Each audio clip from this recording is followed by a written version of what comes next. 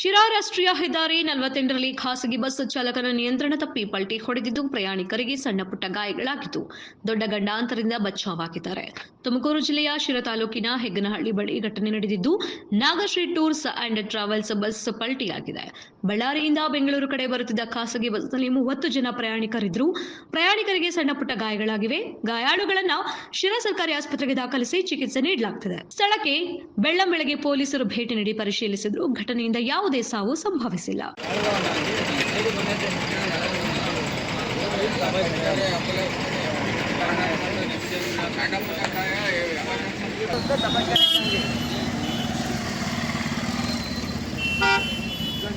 ಅದು